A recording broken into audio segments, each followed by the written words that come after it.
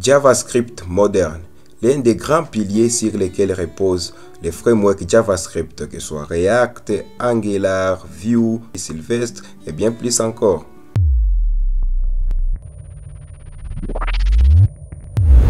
JavaScript moderne n'est que du code écrit avec une syntaxe prise en charge par les navigateurs modernes. Et la plupart de ces syntaxes ont été introduites avec sa version ES6 ou ES 2015. Et dans ce cours, nous allons apprendre ces différentes syntaxes, comme faire usage ici de mots-clés let et const pour la déclaration d'une variable contre les mots-clés var, faire usage du template string, la déclaration aussi d'une fonction fléchée ou arrow function en anglais. On verra comment faire la déstructuration d'un tableau ou d'un objet littéral. On verra comment est-ce qu'on peut utiliser l'opérateur rest et spread et comment est-ce qu'on peut utiliser les symboles de points d'interrogation à JavaScript pour ainsi voir comment est-ce que l'opérateur opérationnel tenaire fonctionne, optional chaining, nilage collapsing et bien plus encore. Alors pour la suite de ces cours, je vais utiliser Visual Studio Code comme éditeur de test. Sentez-vous à l'aise de télécharger Visual Studio indépendamment de votre système d'exploitation.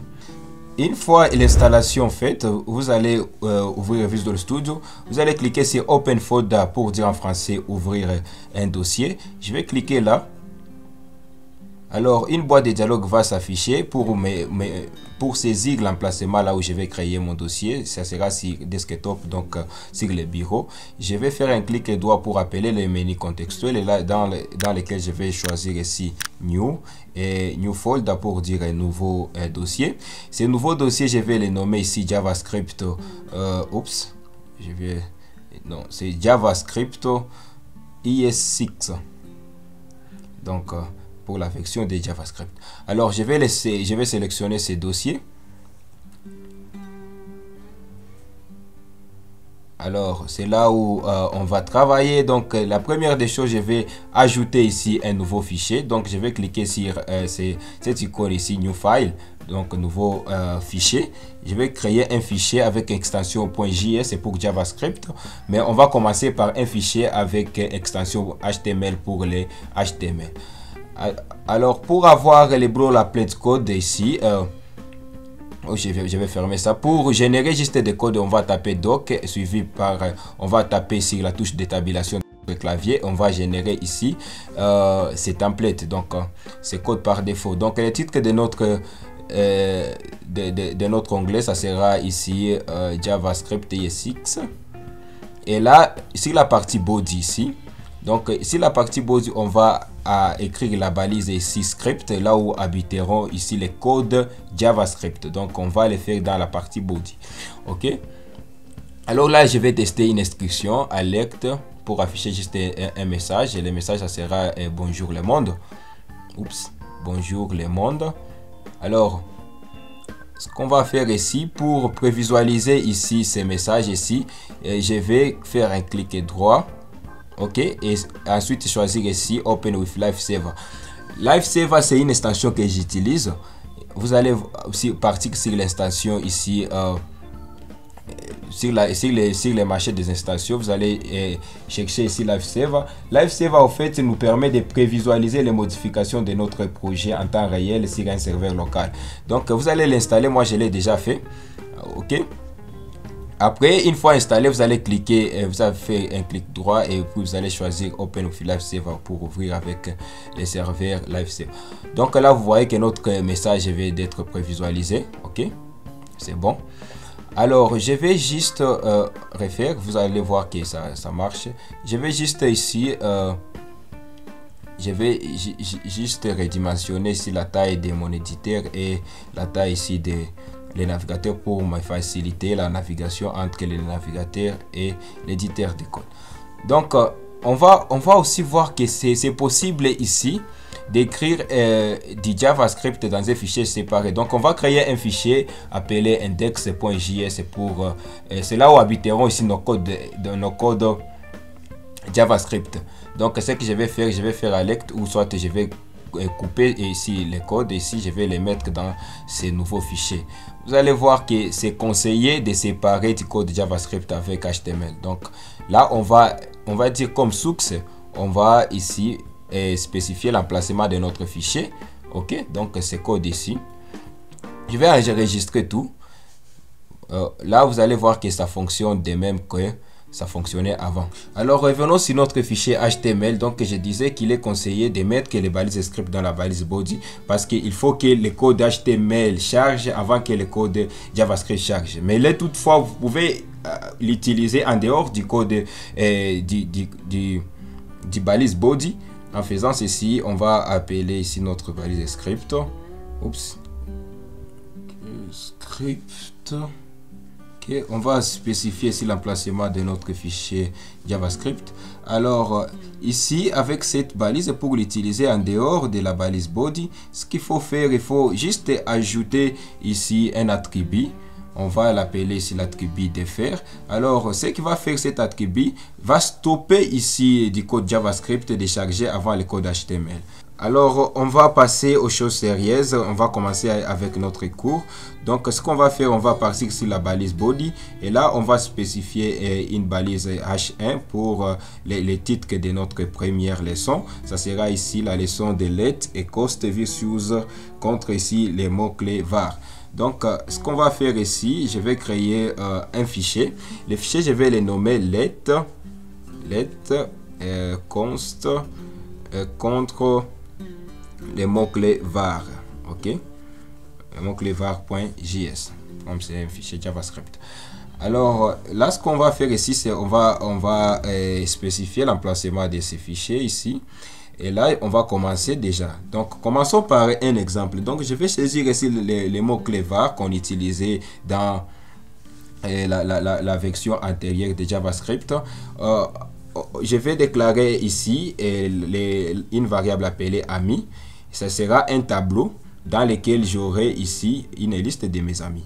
Donc j'aurai Louis, Chris et Annette. Là ce sont mes amis dans ce tableau. Alors ce qu'on va faire, c'est quoi? Je vais parcourir ce tableau ici. Ok, normalement pour parcourir un tableau il faut une boucle. Alors on va partir avec une boucle for.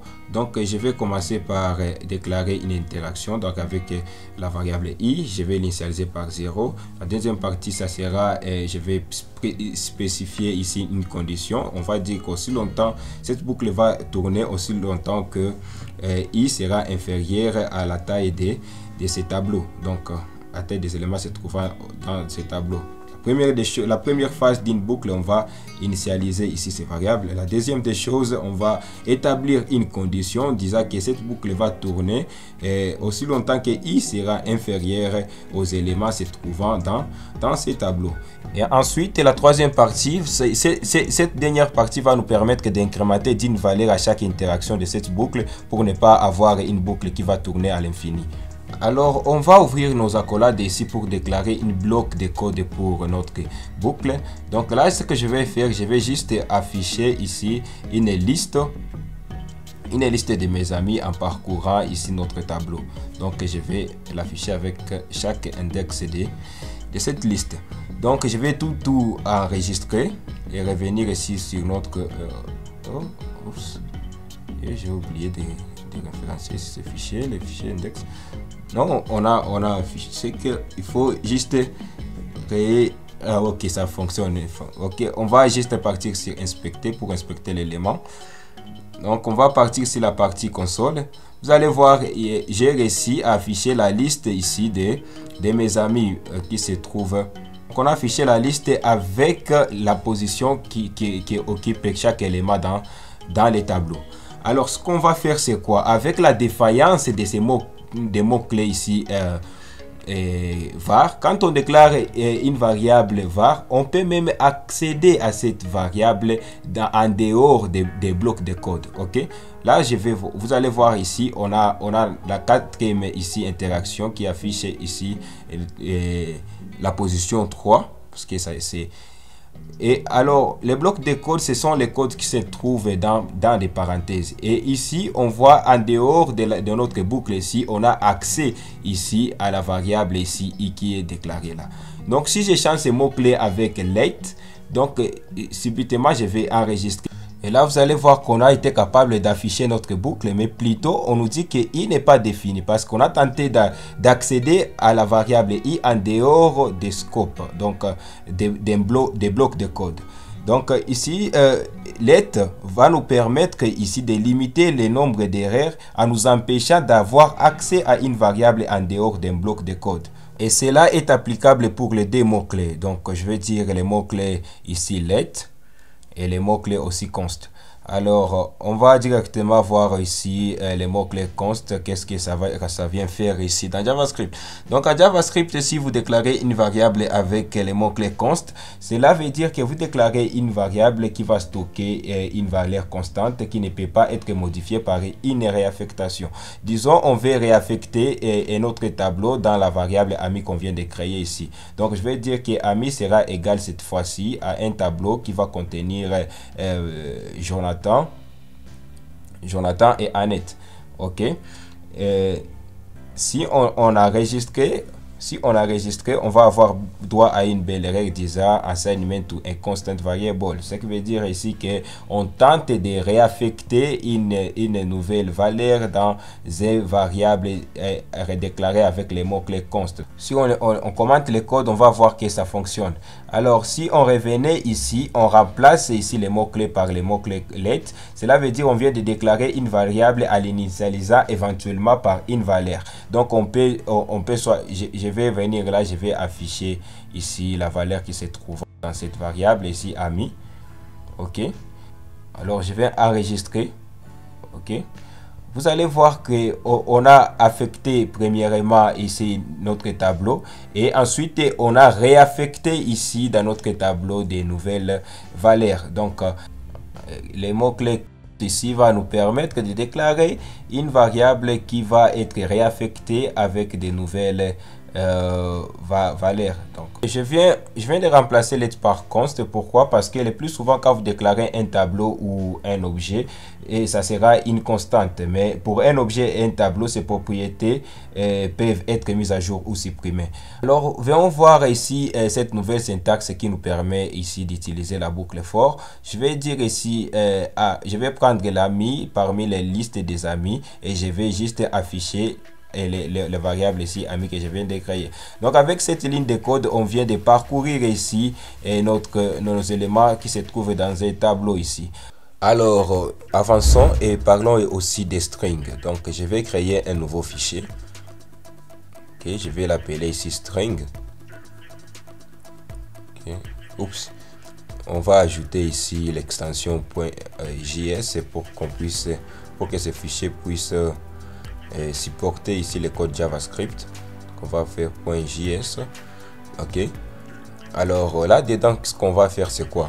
Je vais déclarer quelques variables pour illustrer vraiment ces strings avec des nouvelles fonctionnalités depuis la version EX6 et au-delà. Donc je vais créer ici un valeur qui va comporter ici un nom complet. Je vais dire Aman Ibissimo, c'est un string. Et je vais créer ici une autre variable ici, une constante âge qui sera pas ici un string. L'âge ne sera pas un string. Notamment l'âge sera ici un entier. Donc en JavaScript ça sera du type number. Alors ce qu'on va faire c'est quoi ici? On va faire la concaténation avec la méthode antérieure, donc la méthode avec la version inférieure de EX6 de JavaScript.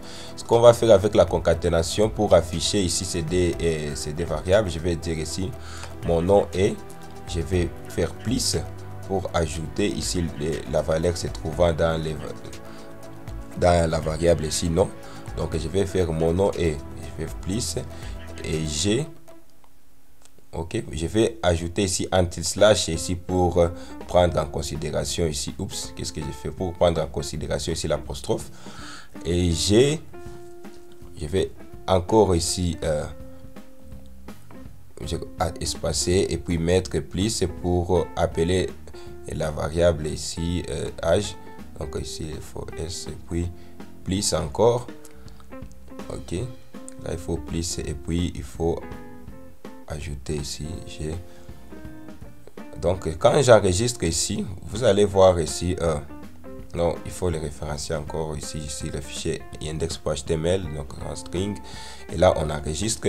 On a notre message dans notre console. Bon, oups, là, il faut ajouter ici un espacement. Ok, à partir de ça. Ok, vous allez voir que mon nom est Amani 6 mois et j'ai 30 ans. Ok, alors venons voir comment est-ce qu'on peut reformater cette message ici avec cette fonctionnalité de string appelée ici template string. Donc cette fonctionnalité s'implique avec les batrix. Les batrix, c'est quoi? Ce sont les deux guillemets indexés, si je peux les dire dans ce sens là, vous pouvez permettre les termes. Donc ces deux guillemets ici indexés qui vont nous permettre de prendre en compte ici les template string. Ok, alors ce que je vais faire ici un console log. Okay. Et là, je vais appeler ici avec Alt et puis la touche 7 pour appeler les deux guillemets ici. Je vais dire que mon nom est, je vais faire S pour interpoler ici, pour faire l'interpolation de la variable. Je vais faire mon nom est et G. Je vais faire aussi l'interpolation de la variable âge et j'ai 30 ans. Avec ça seulement ici, on vient de terminer. Pas de soucis, pas des ennuis. Ok, vous voyez que c'est la même information, c'est le même message. Ok, alors ce qu'on peut faire encore avec ceci, on peut même l'affecter, on peut même affecter ceci dans une variable, ce qui est important aussi. Je peux dire ici oups, je vais dire ici je crée une variable message et puis je vais affecter ici dans cette variable et puis je peux consologuer ici cette variable. C'est la même chose. Vous voyez que c'est plus modulaire et c'est plus flexible, qu'on peut travailler avec un string comme ça. Ok, alors il y a aussi disons quelques méthodes ou quelques propriétés attachées à un string. Donc on peut voir ici quelques propriétés pour peut-être déterminer combien de caractères ici et qui comporte ici ces messages ici. Je peux appeler ici la propriété length, ok, pour déterminer la longueur ici de ces strings. Vous allez voir que ces strings comportent ici 40 caractères. Ok, alors vous pouvez utiliser cette méthode. Vous pouvez aussi utiliser ici la méthode ici pour savoir ici si un string ici inclut, pour savoir ici si ces messages ici incluent les mots non. Ok, on peut tester.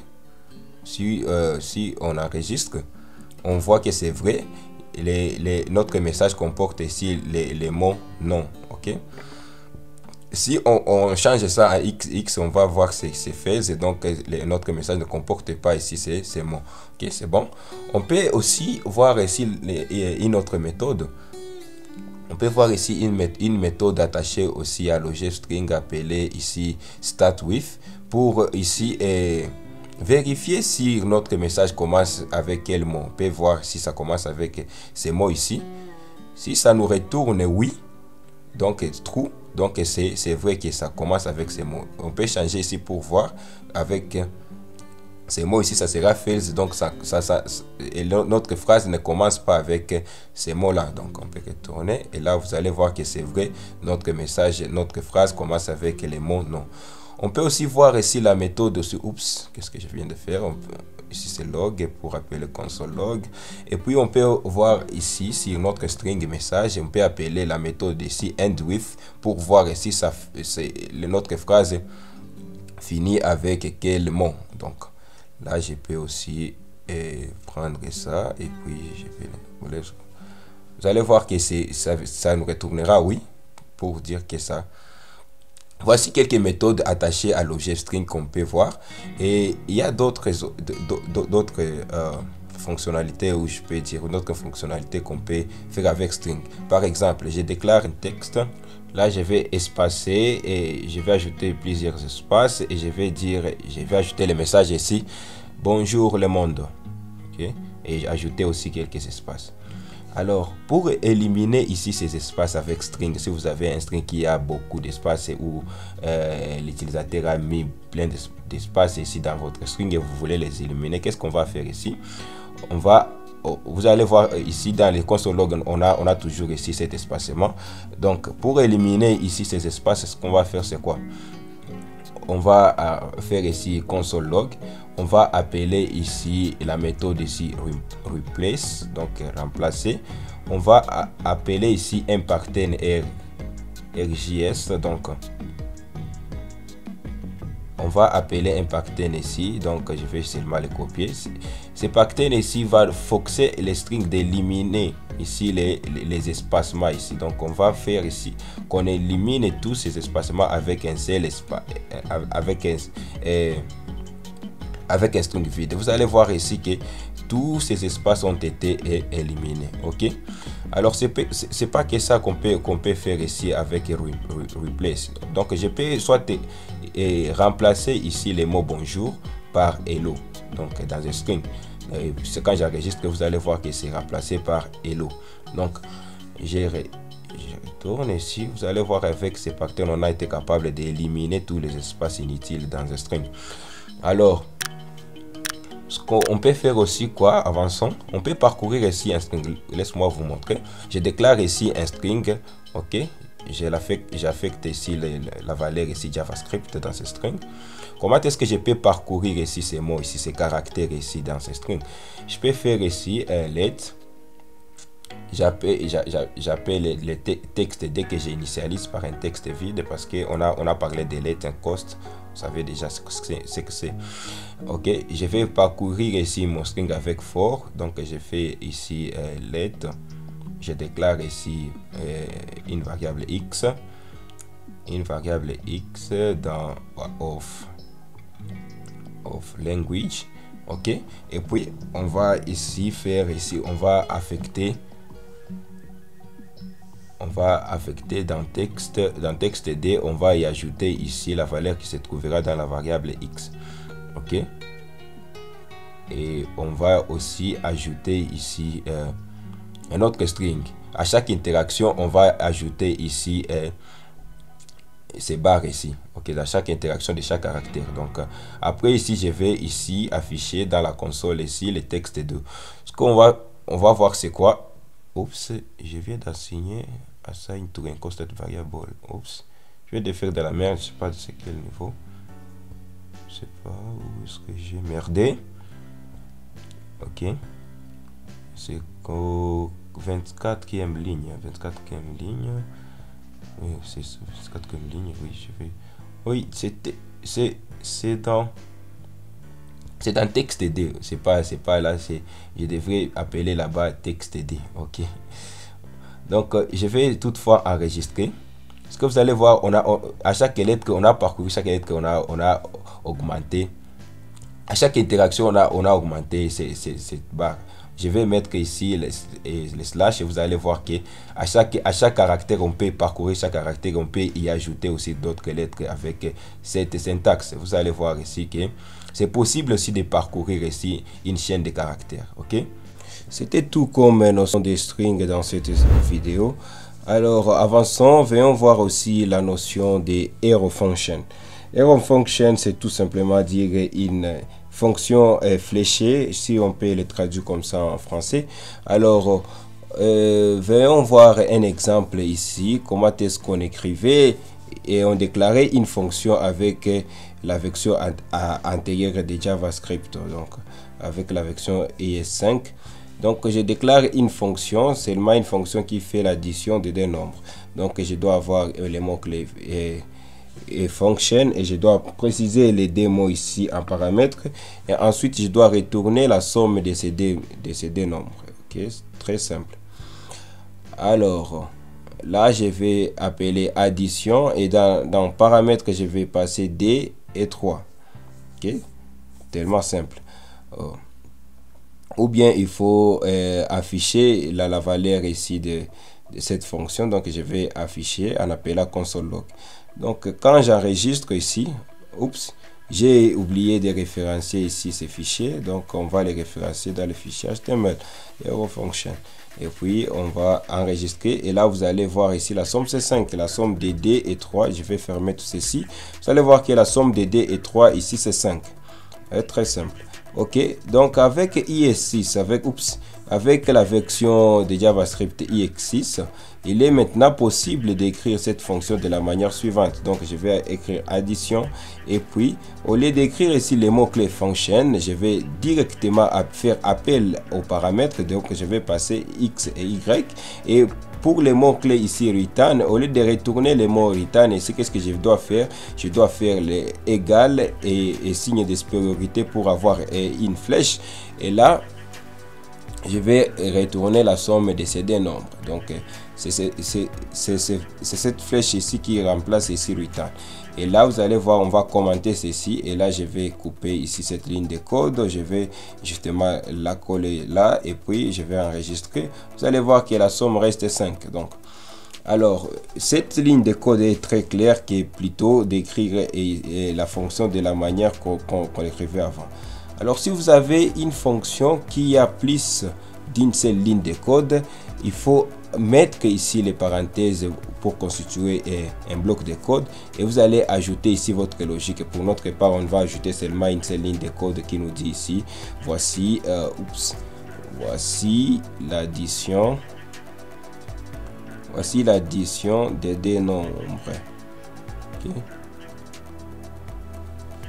Voici l'addition de deux nombres. Et là, on va retourner ici la somme de X et Y. Ok. Si vous avez, là, vous allez voir que ça marche bien. Si vous avez ici une fonction qui retourne ici qu'une seule ligne de code, vous allez enlever ici les parenthèses ici qui constituent un bloc de code. Et là, vous allez seulement retourner. Je m'excuse, vous allez retourner seulement les deux nombres. Ok. Ça va fonctionner de même. Alors, voyons voir si vous avez, au cas où vous pourrez avoir une fonction, soit une fonction qui dit bonjour et qui n'a qu'un seul paramètre, disons qu'il prend seulement les noms en paramètre.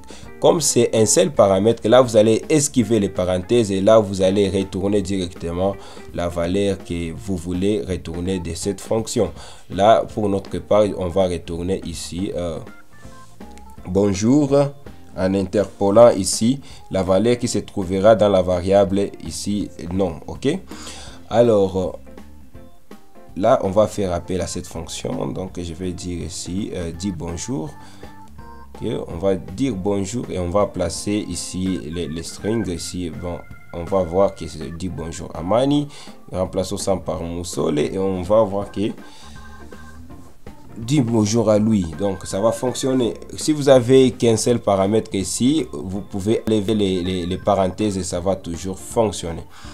Ok, alors il y a aussi les cas où vous pouvez avoir ici ce qu'on appelle les default paramètres, donc les paramètres par défaut. Je vais dire ici default paramètres, ou en français paramètres par défaut. Comment est-ce que ça marche? Venons voir ça avec un exemple. Donc je vais déclarer, disons, une fonction qui me permet de faire la multiplication par D. Ok, je vais dire multiplication par D. Alors pour cette fonction, on a X qui est l'inconnu qu'on va multiplier par Y qui est déjà connu. Donc je vais faire X et Y qui est déjà égal à D, donc qui sera notre paramètre qu'on passe par défaut. Déjà on affecte directement à une valeur par défaut dans cette variable. Donc on va retourner ici, on va retourner les produits de ces deux nombres. Ok, donc si on faisait appel à cette fonction, donc je vais afficher la valeur qui nous retournera cette fonction. Je vais d'abord afficher la D pour voir, on a D, et si on fait la multiplication de ces nombres ici, D fait la multiplication par D avec 2, donc on va trouver comme produit 4. Et si on donnait une valeur à notre variable, vous allez voir que ça va modifier notre paramètre par défaut, et par conséquent on va trouver ici 6 comme produit de D et 3. Mais par contre, que si on a levé cette variable, ça va prendre ici la valeur par défaut. Donc, on va faire ici 4 multiplié par d qui est déjà connu et on a 8. Donc, c'est tout pour la notion des arrow function. Avançons, parlons aussi de la notion de déstructuration. Ok? Alors, je vais créer un fichier, je vais l'appeler destructuring. Ça sera la notion de déstructuration d'un tableau ou soit d'un objet littéral en JavaScript. Alors là, pour mieux illustrer cette notion, ce que je vais faire ici, c'est de déclarer des tableaux.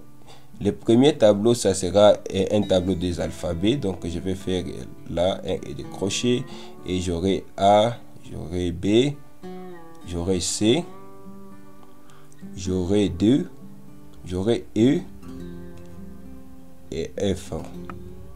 Bon, je me limite juste par là. Et je vais déclarer un autre tableau qui comportera aussi des chiffres. Et là, je vais ajouter aussi S par ici. Et là, on aura 1, 2, 3, 4, 5, 6, 7, 8 et 9. Et pourquoi pas aussi ajouter 0. Ok. Alors, j'ai ici avec moi les tableaux des chiffres et aussi les tableaux des alphabets. Donc, je vais juste espacer ici mes chiffres. Ok.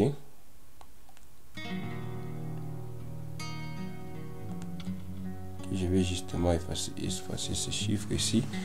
Alors, si j'ai ici ces tableaux et je vais accéder à A, je vais avoir accès à A et B. Qu'est-ce qu'on a? On a l'habitude souvent de faire, je déclare A et je vais, à partir de ces tableaux ici, je vais accéder aux positions de l'élément A. Donc, ça sera position 0 parce qu'on commence à compter depuis 0 pour un tableau. Et pour B aussi, ça occupera la première position. Ok, et là, on aura accès à B. Donc, je peux même les afficher dans la console. Vous allez voir que ici, on a juste référencié ces fichiers ici. Je vais enregistrer. Et là, dans la console, vous allez voir j'ai A et B. Donc, alors, pour accéder à C et D, on va répéter la même chose et on va les afficher. Alors, comment est-ce que cette notion ici de la déstructuration marche en JavaScript? En JavaScript, la déstructuration des tableaux consiste à prendre les tableaux entiers des éléments et les réduire dans un petit tableau.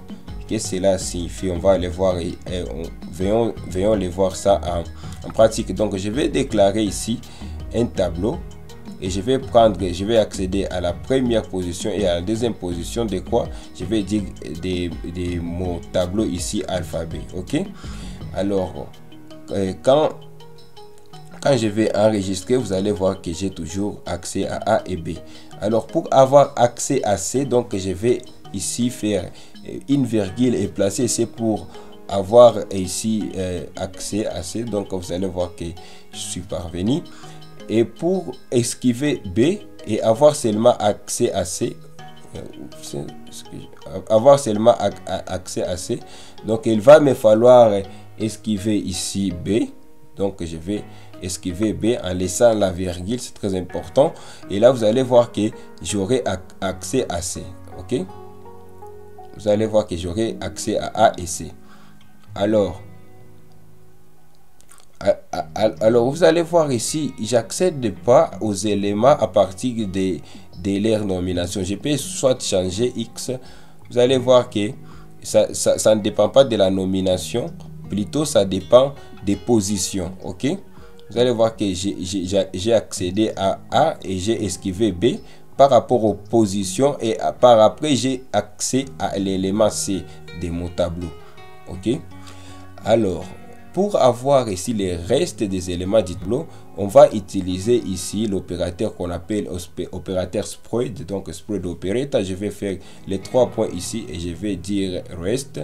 Et le reste va me donner ici les restes des éléments dans le tableau. Donc je vais l'afficher.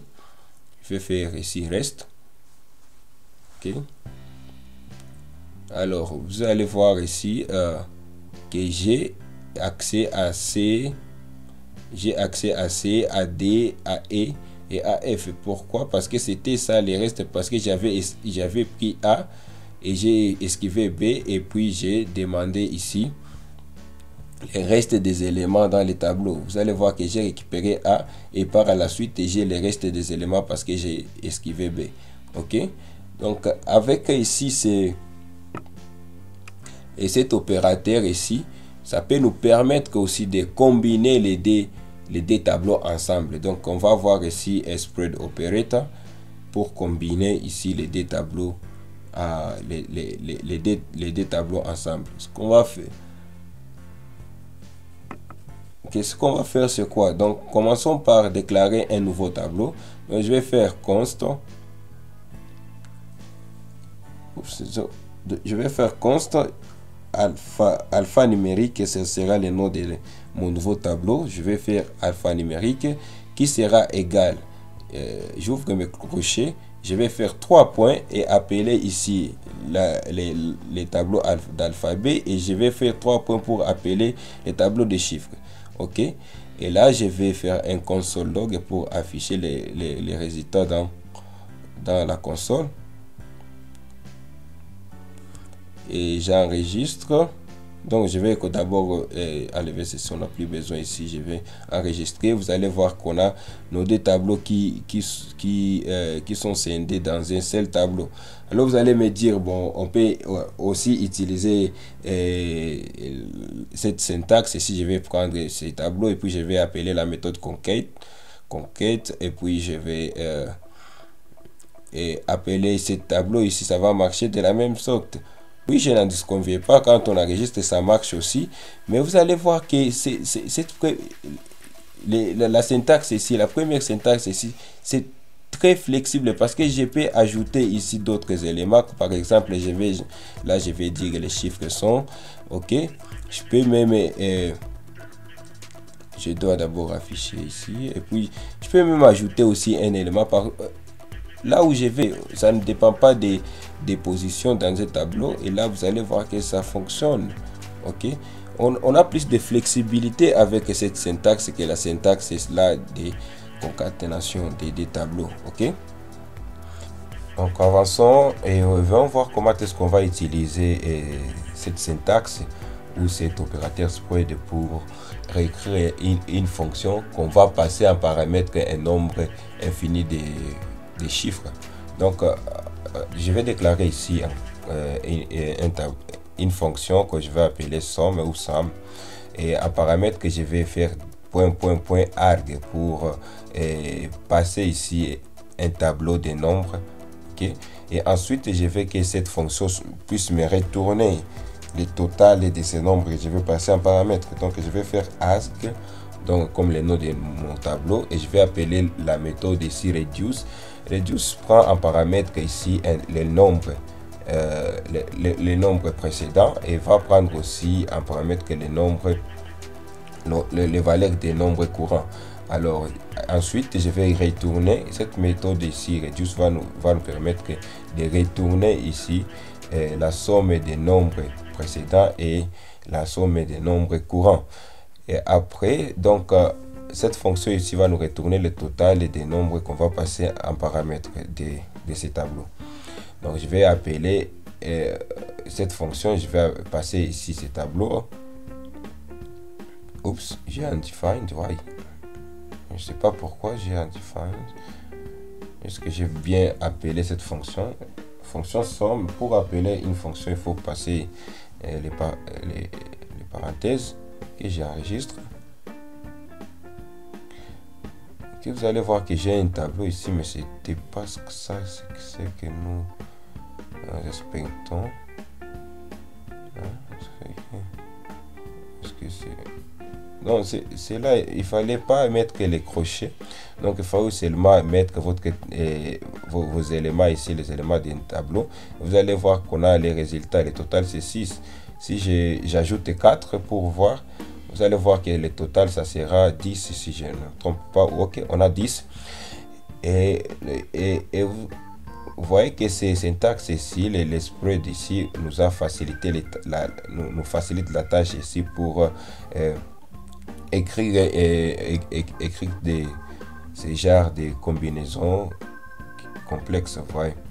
Alors, avançons, voyons voir aussi comment est-ce que cet opérateur peut et comment est-ce que la déstructuration aussi peut nous faciliter ici avec cet exemple ici. Si vous avez une fonction qui vous retourne la somme et le produit des deux nombres, vous voyez, vous passez un paramètre ces deux nombres et puis vous allez retourner ici dans un array ou dans un tableau.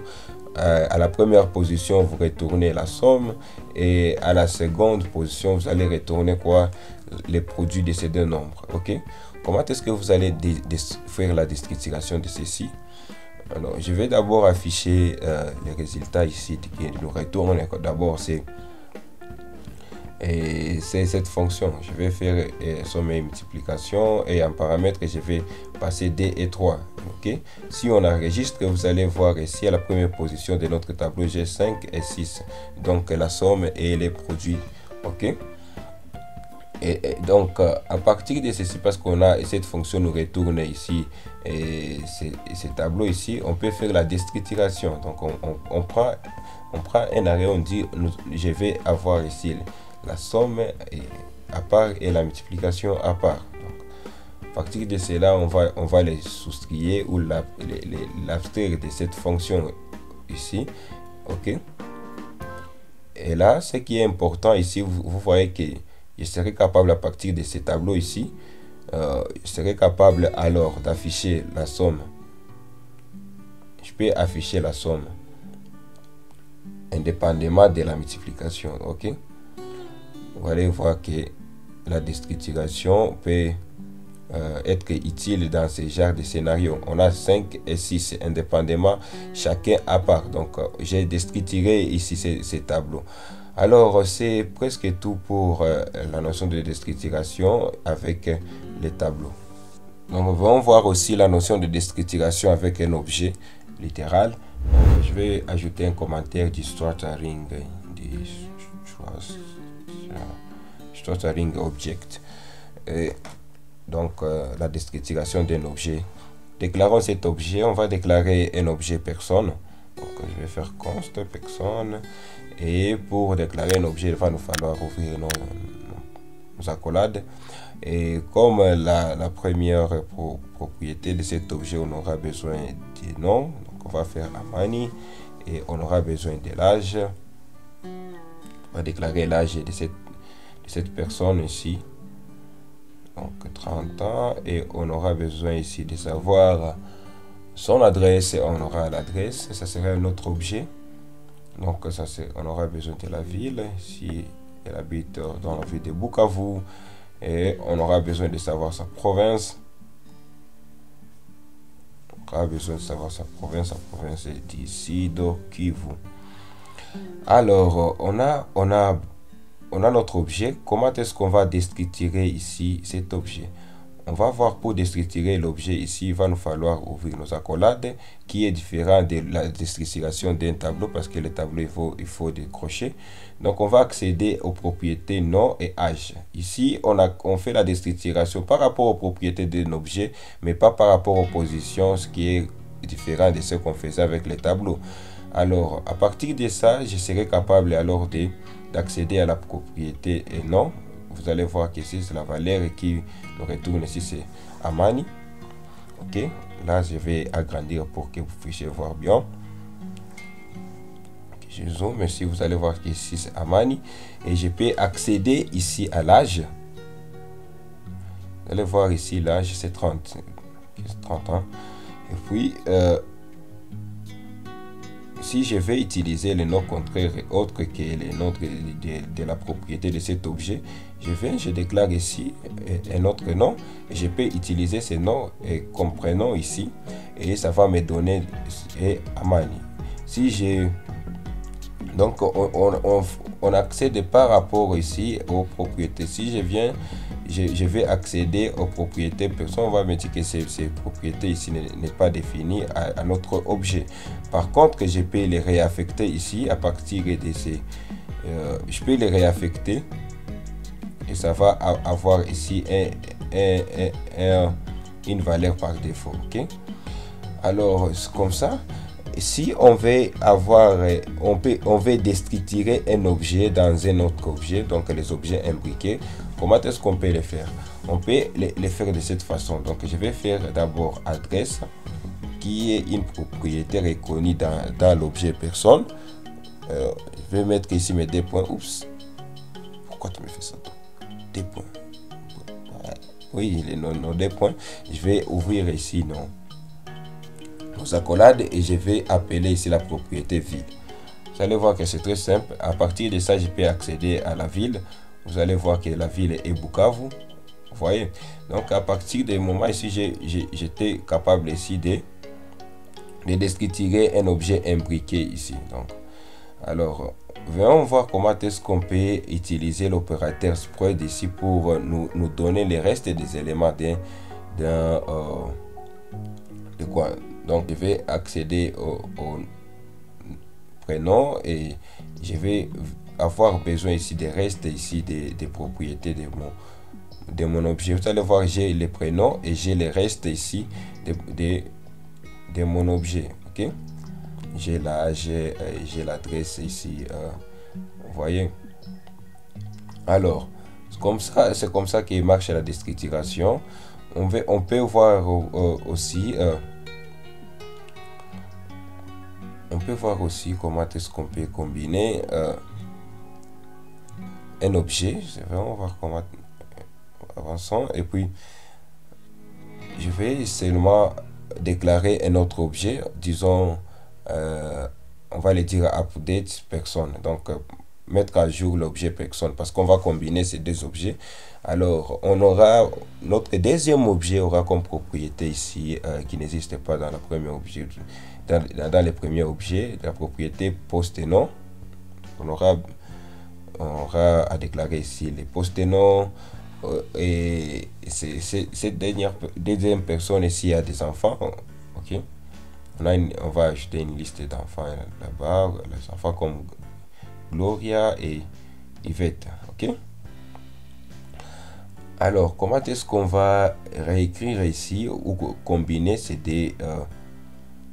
deux objets? On les fait de cette façon ici. Donc je vais déclarer ici objet 3, donc la personne 3, et je vais mettre ici mes 3 points pour appeler ici le premier objet et mes 3 points pour appeler le second objet. Ok, à partir de cela, je peux afficher ici cet objet ici, personne 3. Ok, et j'ai une erreur parce que j'ai oublié ici point virgule. Donc vous allez voir ici, je viens d'avoir un nouveau objet qui est constitué du contenu ou des propriétés du premier objet avec le contenu du deuxième objet. Là on a des enfants et là on a les propriétés qui existaient au premier objet. On a réussi à les combiner avec notre opérateur ou l'opérateur spread. Ok, donc voyons voir comment est-ce que la déstructuration d'un objet sera beaucoup plus utile avec une fonction. Je vais déclarer une fonction appelée afficher utilisateur. Ok, on utilisera ceci dans la vie, souvent dans la vie réelle, que vous soyez en train de construire vos applications React ou Angular. Vous allez utiliser ici ces syntaxes souvent.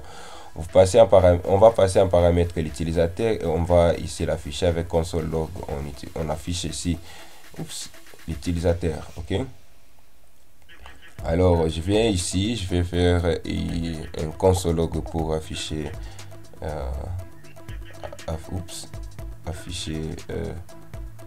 l'utilisateur. Je vais placer ici l'utilisateur en question, c'est notre objet ici personne. Ok, alors on va voir ici, on a notre objet et on a des propriétés qu'il faut. Alors ici, moi je vais seulement afficher soit les noms et l'âge de la personne. Ok, Et pour ce faire, ce que je vais faire ici, je vais revenir ici.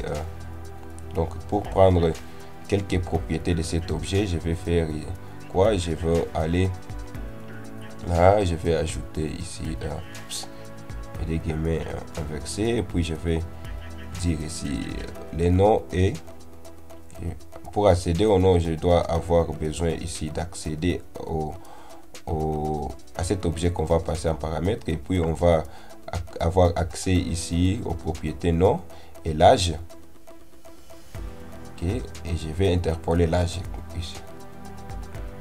Si j'interpole l'âge seulement comme ça, on va me dire ici que l'âge n'est pas défini, ok, parce que j'ai accédé à l'âge sans pouvoir accéder à l'objet qui contient l'âge. Vous voyez que là ça marche, j'ai les noms Amani et l'âge est 30 ans. Et pour ceci, on peut faire la déstructuration directement quand on appelle ici les paramètres ici de cette fonction. Je vais faire la déstructuration, je passe les noms et l'âge. Et là, vous allez voir que mon code ici, ça sera très lisible et très clair ici. Vous voyez. Et là, c'est la même chose. C'est vraiment la même chose. J'ai réussi à déstructurer ici cet objet à partir des paramètres de la fonction. Vous voyez que c'est la même chose, sauf que ces lignes de code devient ici très lisible. Alors avançons. Ok, je vais d'abord référencer, aller sur HTML et puis référencer le fichier index.js. Et je vais partir dans ce fichier, et par là nous allons parler ici des symboles de points d'interrogation en JavaScript, parce que vous allez voir très souvent on utilise ces symboles ici, et on va voir dans quel contexte l'utiliser. Donc je vais dire les symboles de points d'interrogation en JavaScript. Alors ces symboles ici, donc pour mieux comprendre ici à quoi est-ce que ça sert, je vais partir de cet exemple ici. Je vais écrire un petit programme qui sert à classer les gens par rapport à leur situation bancaire. Donc je vais déclarer ici la classe, et je vais aussi déclarer je vais déclarer ici notre variable ici compte bancaire. Je vois ici on va affecter ici $1000 en compte bancaire, et puis on va vérifier si dans le compte bancaire vous avez ici un montant supérieur à $1000. Donc si c'est supérieur à $1000, on va dire qu'on va placer ici dans les variables classes, et vous êtes dans la classe des riches. Ok, par contre si c'est pas ça, donc vous serez dans la classe des pauvres. Ok, il n'y a pas la classe moyenne ici. Vous serez dans la classe des pauvres. Et pour ainsi on peut venir ici, on va afficher ici ce qui se trouve dans cette variable ici classe, et là je vais enregistrer. Vous allez voir ici on aura pauvre. Par contre j'ai dit 1000, donc je vais dire si vous avez un compte bancaire, votre situation bancaire c'est au-delà de 100, au lieu de 1000 je vais dire 100. Ok, vous êtes riche. Par contre vous êtes pauvre, donc là vous allez voir que c'est fait, donc il est riche. Ok, mais on peut réécrire ici avec le syntaxe moderne de JavaScript. Ce qu'on peut réécrire ici, on peut réécrire ici de cette manière. Je vais dire situation financière sera égale ici. À la première place, je vais placer ma condition en disant que si le compte bancaire ici, donc je vais prendre ici cette condition. Ok, je vais la copier justement là, et je vais alors prendre ici les points d'interrogation, et pour retourner ici de quelle classe il s'agit-il. Donc ici, donc si cette condition nous retourne ici une valeur vraie, donc on va retourner ici qu'il est riche. Par contre dans le cas contraire, on va retourner ici une valeur ici disant que cette personne est pauvre, et là je peux venir ici afficher la situation bancaire de cette personne en console. Vous allez voir ici on aura la même chose que ce qu'on a fait avant. Donc on aura ici riche, il est riche, ok. Si on change là-bas, la situation bancaire, il a 55 dollars dans son compte, on sera dit que cette personne est pauvre. Alors, voilà une bonne manière de faire pour écrire ici cette même code, ici le code ici devient lisible. Alors, comment est-ce que ça s'est fait? On a utilisé ces points d'interrogation, ok. Cette façon ici d'utiliser les points d'interrogation, c'est ce qu'on appelle ici les conditional ternary, ok. En anglais, c'est conditional ternary operator. Donc, c'est en français, on peut le traduire en disant que c'est l'opérateur conditionnel ternaire. Donc, opérateur conditionnel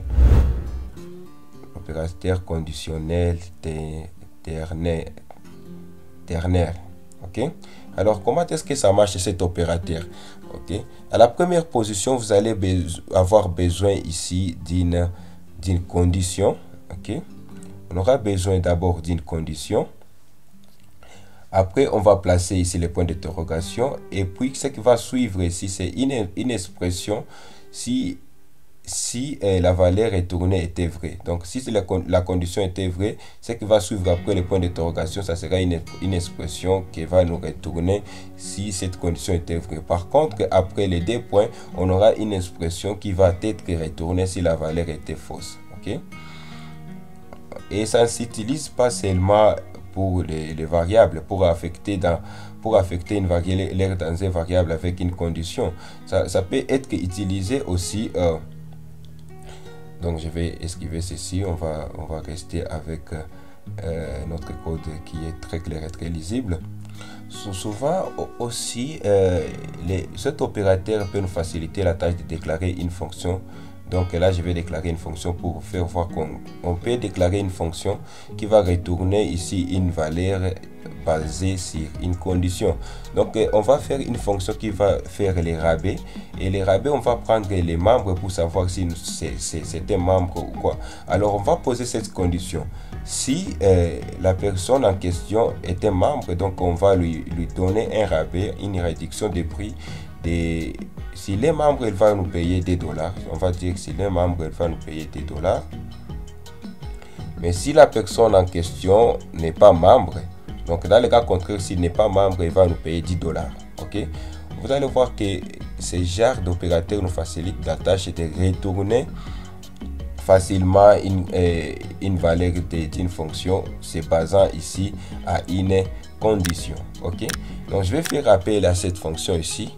Je vais afficher la valeur que nous retournera cette fonction. Par après, je vais dire ici, ça va nous retourner true pour dire que c'est un membre ici, ok.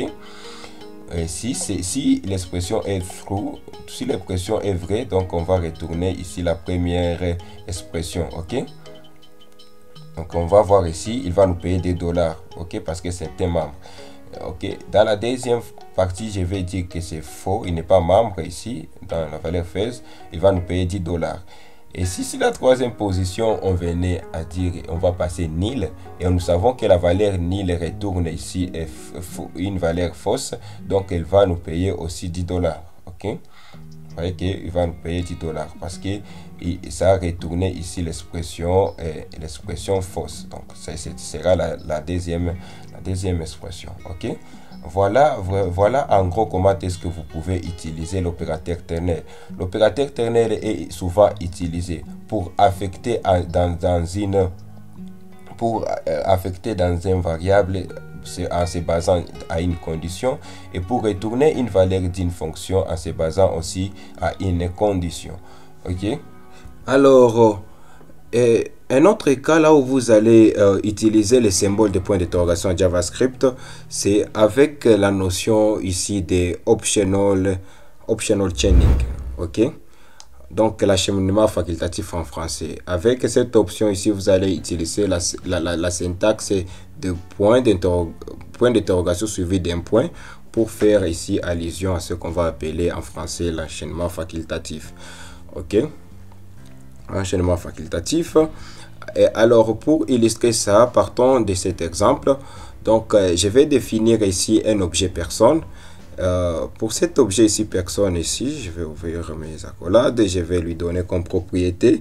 Non, on va lui donner Amani et puis et l'adresse ici, on va donner comme adresse simplement avec la propriété ville. On va donner ici comme ville Bukavu. Et alors, donc pour accéder ici, pour accéder à cette propriété de cet objet, on va venir ici et dire personne, ok, personne point, non, on accède sur non, et mais si on accède sinon, ok, vous allez voir ici, c'est Amani, ok. Alors là, je vais retirer ça pour qu'on reste seulement avec Amani, ok. Alors, là, si je viens là et je vais accéder à la propriété âge qui n'est pas définie à l'objet personne, je vais retrouver ici undefined. Ok. Alors, comment est-ce que je peux accéder à une fonction? On va dire que c'est la propriété âge, ce n'est pas une fonction de l'objet personne. Mais si je veux que ce code puisse marcher, je vais dire ici, je peux définir une condition disant si la propriété ici âge est définie sur l'objet personne, on va exécuter, oups, je vais juste le mettre là, on va exécuter ce code, sinon on va juste afficher un message d'erreur dans la console. Disons ici que la propriété, je crois, pas d'âge pour, oups, pas d'âge ici. Vous allez voir que ça va fonctionner, on n'a pas d'âge. Bon, mais avec ici, avec l'optional chaining ici, ce qu'on peut faire, c'est quoi? Alors, je vais accéder à la propriété âge et faire appel ici à une fonction getFull qui n'existe pas dans l'objet personne. C'est que moi, dans la console, j'aurai une erreur. Alors, pour prévenir l'application de ne pas trouver d'erreur ici, et si vous avez un objet qui peut changer ici de propriété, vous allez faire usage ici des optional chaining et vous allez voir que l'application va s'exécuter sans erreur, même si la propriété âge et la fonction getFull n'existe pas dans l'objet personne. Donc, quand on fait usage ici c'est comme ça qu'on peut faire usage ici de cette fonctionnalité de optional chaining à JavaScript. Ok, alors le dernier cas là où vous serez contraint d'utiliser les symboles de points d'interrogation en JavaScript, ça sera avec la notion de nilaish collapsing. Donc, je vais dire ici nilaish, je ne sais pas si je le prononce convenablement, nilaish collapsing ou collapsing si vous voulez. Donc on va utiliser les deux points d'exclamation ici pour cette fonctionnalité. Je vais dire opérateur ici connaissant nil, c'est pas vraiment la tradition, cette traduction littérale est fausse, je vais l'enlever. Donc comment on peut faire usage ici de cette fonctionnalité ici de nilaish collapsing? Donc je vais déclarer une variable faux. Le mot faux ici c'est utilisé en programmation pour désigner une variable quelconque. Donc je vais utiliser la variable faux et je vais ici affecter soit dans cette variable, je vais affecter soit nil. Si cette variable est nulle, on va prendre ici la deuxième expression ici, on va y affecter cette valeur ici, on va dire valeur par défaut. Donc si on a nil ici, on va y affecter la deuxième. Donc avec cette fonction, avec les fonctionnalités de nilaish collapsing, c'est quoi? Donc si la première expression ici retournera une valeur fausse si la valeur est nulle ou la valeur est indéfinie. Ok, donc ici si on passait à la première expression ici de notre variable faux ici null ou undefined, c'est alors que cette valeur va retourner une valeur fausse. Donc cette fonctionnalité est venue pour corriger ici l'erreur qu'avait ici l'opérateur OR. Parce qu'avec l'opérateur OR, à la première expression ici, retourner false chaque opération, comme un string vide, comme 0, ça retournait une valeur false. Donc, je vais vous montrer ça en pratique. Donc, laissez-nous ici afficher ça dans la console. Je vais afficher ma variable ici faux. Donc vous allez voir qu'ici, on va retourner ici la valeur par défaut. Donc on a la valeur par défaut. Pourquoi? Parce que la première expression ici, c'est une valeur nulle. Ok? Donc si je mets ici un string vide qui retourne ici une valeur false. Donc avec la notion de knowledge collapsing, ici je vais retrouver ici ces string nil. Ici cet undefined ici ne vient pas ici de ceci. Cet undefined vient ici de cette ligne de code. On va les retirer. Vous allez voir ici, on va afficher ici un string vide au lieu d'afficher la valeur par défaut. Pourquoi? Parce que ici cette fonctionnalité est différent ici de l'opérateur OR. Parce qu'avec l'opérateur OR, on va retrouver ici la valeur par défaut. Pourquoi? Parce que ici, cette expression retourne une valeur false. Cependant, ici, avec la notion ici de knowledge collapsing, si c'est undefined ou si c'est nil, c'est alors qu'on va prendre en considération la deuxième expression. Ok? Donc là, si on a nil et undefined, c'est alors qu'on peut avoir ici accès à la deuxième expression parce que ça va retourner une valeur fausse. Mais avec 0, si vous utilisez 0 ou un string nil et vous utilisez l'opérateur OR, ça va prendre en considération, les 0 va retourner une valeur fausse. Cependant, on va avoir accès à la deuxième ici expression. Ok?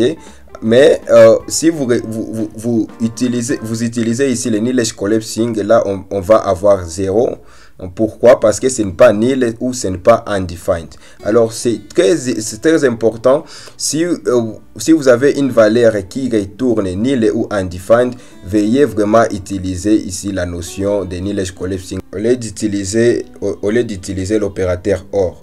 Donc pour l'opérateur OR, on peut l'utiliser à un certain scénario. Mais la plupart des fois, si vous voulez vérifier si une variable a une valeur nulle ou undefined, veuillez utiliser la notion ici de knowledge collapsing. Et les trois cas là où vous serez contraint à utiliser le point d'interrogation JavaScript. Et très chers développeurs, je crois que c'est tout pour cette vidéo. Je dis vraiment merci de l'avoir suivi jusqu'à la fin. Abonnez-vous si ce n'est pas encore fait. Et moi, je vous dis au prochain épisode.